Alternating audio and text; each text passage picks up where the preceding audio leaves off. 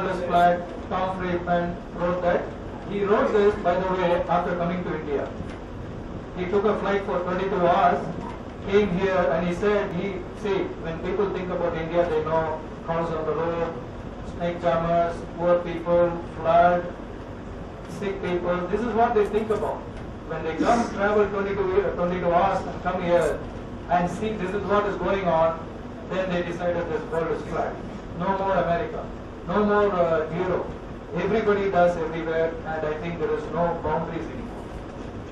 So it has become flat, and if you are not ready to be a truly global professional, the Chinese will beat you flat anytime.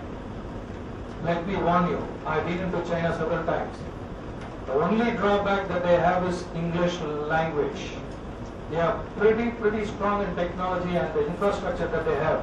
They're a college campus. Let's say in Malaysia, Petronas University College campus is 450 acres.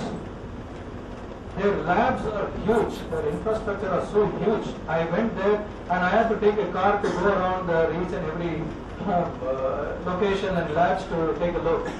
The deputy dean took me around. I had to go around, and that's the same in Nanjing, same in Shanghai, same in America, same in Europe. So when these guys are coming out, they are coming with heavily loaded. But I think we beat all of them through our intellectual knowledge, the creative ideas that we come out with, and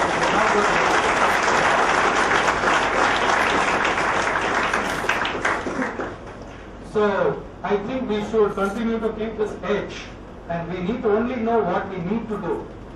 There are two things that you need to look at: must do and good to do. Must do are those things: project, process, domain knowledge, technology knowledge. The good to do for you to be on top of the game is to be a truly look at anything that is global. So I want to make this point, which is very important. You don't want to realize after you go to a company, work for 3 years and 4 years and realize, oh my God, by the time you already lost 4 months, 4 years. I will not spend too much time on that, but I wanted to give you a good motivation by showing this PPT. This is a global scenario which is being said that the BRIC companies, I think most of you know, Brazil, Russia, India and China will be the leaders going forward. And there are timelines shown when India will surpass all these guys these years. And these are all in your hands. I think people like us will be moving away in 10 years' time.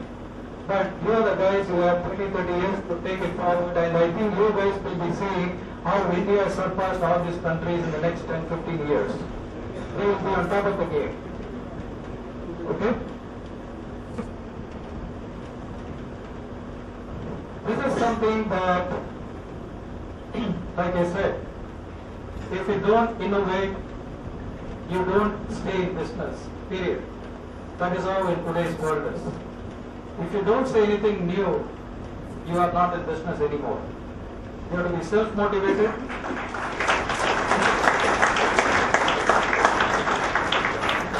All that we have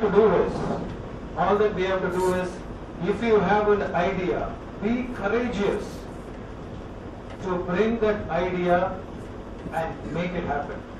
If it fails, if it survives, don't bother about it. Don't worry about it. A lot of ideas have come like that, and people, when they write big stories, they say we brought this idea when we were sitting in a garage. It is so true. They are not even saying for the fun of it, but it is very true. Even Bill Gates, his idea came out from the garage. Right? So innovation is a very important issue, and I think this should be part of your culture. It's not even I'm saying that you should build that skill. I'm saying that is your culture. That is the way you work. Anything that comes to your hand, you should say, why not? Are you asking this question to yourself? You don't want to get into a straitjacket. Oh, I think this is how it has to be because my senior said, can I talk against that person? Somebody senior said this, can I suggest something? You know, very interestingly, people from India, I'm also an Indian, don't say no.